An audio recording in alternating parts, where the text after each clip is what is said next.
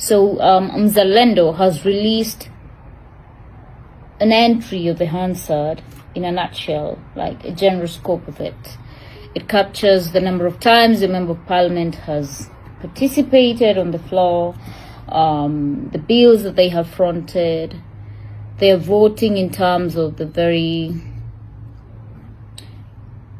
integral bills, like the finance bill, the impeachments that have been on the floor, etc. And I do think it's a really, really good initiative because it helps the citizen participate in holding their leaders accountable. A member of parliament is supposed to legislate, represent, and oversight. All those three duties, the spectrum of evaluation should at least be an average on the three of them. I mean, that's what I believe. So I do really, really try to balance. It's a tough call, really. Like, you really have to have the goodwill to do some things, like manage to even have a bill on the floor. It took me 3 years to have a bill on the floor, and that is the health amendment bill. There's another bill that's still on the first stage, that is the KSL amendment bill. Private members' bills are, you've got to do a lot of lobbying. You really have to be consistent. I appeared more than 10 times to and fro between committees, just to lobby, just to amend some clauses, to agree on the wording. And perhaps my background gives me a bit of a leeway when it comes to that.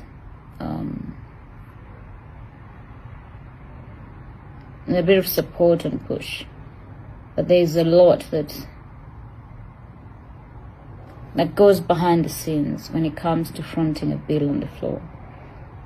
And I'm so humbled that we finally have the health amendment bill, which is supposed to come for committee stage on third reading.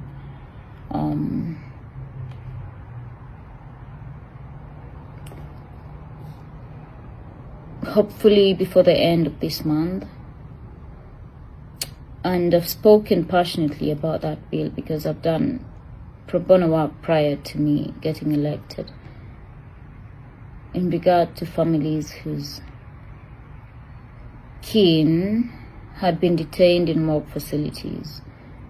And the particular highlight of that pro bono work was Kelvin's case. So, in other words, I feel like I could call it Kelvin's bill.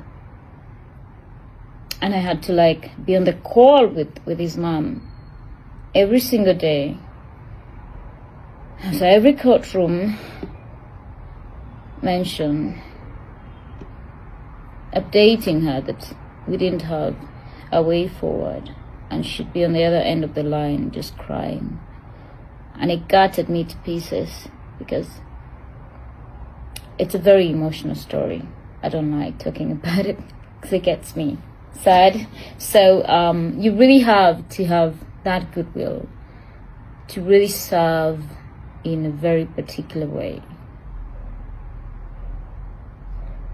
You really do have to care enough to be persistent about it, even when you're not getting a way forward. And that's what drives me. That's why I got into this work that I do. And I always think, well, I'm gonna do this and then I'm gonna move on to something else.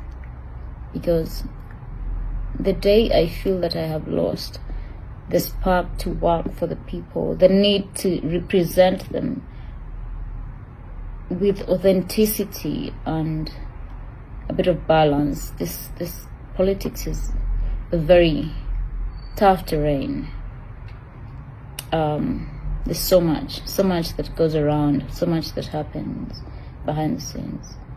I think that's the day I'll be like, well, can't do this anymore. gotta hang up my boots. But for now, I have the energy and the passion and the love for the people.